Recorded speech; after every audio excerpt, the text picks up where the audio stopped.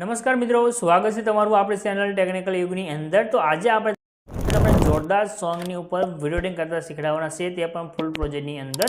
તો કોઈ પણ મિત્રો ચેનલ સાથે નવા હોય તો ચેનલ સબસ્ક્રાઇબ કરી સાથે જે ઘંટીનું આઇકન છે તે દબાવી ચેનલ સાથે જોડાઈ દેજો। જો તમને આપણે વિડીયો બનાવવાની રીત સારી લાગે તો વિડીયોને લાઇક કરજો, તમારા ફ્રેન્ડ મિત્રો સાથે વિડીયોને શેર કરજો। તમને આપણે જોરદાર ટેટસ એડિટિંગ કરતા છે તે શીખવાડી દઈએ।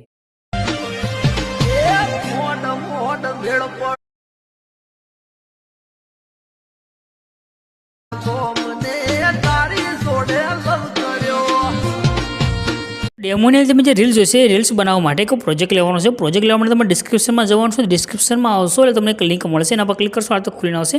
ઉપર તમને લખેલું જોવા મળી રહ્યું છે ગુજરાતી ટેક્સ્ટ પીએનજી, એના પર ક્લિક કરજો, આજની સાઇટ તમારી પાસે ખુલીને આવશે।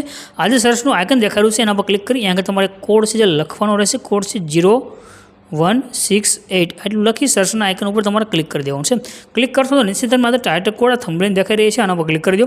ક્લિક કરશો આ રીતે ખુલીને આવે છે। આને સેજ ઉપરની તરફ કરી તમારે નીચે જવાનું છે।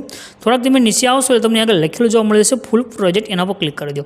ક્લિક કરશો તમારી પાસે ફૂલ પ્રોજેક્ટ છે જે એડ થઈને આવે છે। રેડી? પ્રોજેક્ટ એડ કરવામાં તમને કોઈ એરર આવે તો નીચે કમેન્ટ તમે કરજો, પૂરેપૂરું સોલ્યુશન છે તે આપણે કરી આપીશું। નીચે જે ઇનપુટનું બટન છે એના પર ક્લિક કરી દો અને પ્રોજેક્ટને તમારે ઓપન કરી લેવાનું છે। રેડી? જ્યારે તમે પ્રોજેક્ટને ઓપન કરશો તો આ રીતનો પ્રોજેક્ટ તમારી પાસે ખુલીને આવશે।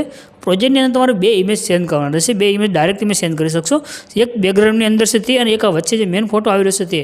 તો ફોટો સેન્ડ કરવા માટે આ જે ગ્રુપ છે એના પર ક્લિક કરી તમારે એડિટ ગ્રુપનો જે ઓપ્શન આવી રહ્યો છે એના પર ક્લિક કરવાનું છે અને નીચે એક ઇમેજ દેખાય છે એની ઇમેજ ઉપર ક્લિક કરવાનું છે। કલરની ફિલનો ઓપ્શન છે એમાં તમારે જવાનું રહેશે। નીચે જે નંબર આવી રહ્યો છે નંબર પર ક્લિક કરીને તમારે આગળ જે ફોટો એડ કરવો હોય તે ફોટો સિલેક્ટ કરી લો, પ્લસના આઇકન પર ક્લિક કરી દો, તમારો ફોટો આગળ એડ થઈ ગયો છે। આવી રીતે તમારો બેકગ્રાઉન્ડની અંદર જે ફોટો દેખાઈ રહ્યો છે એના પર તમારે સેન્ડ કરી દેવાનું છે, એટલે તમારો વિડીયો બનીને કમ્પ્લીટ થઈ ગયો છે।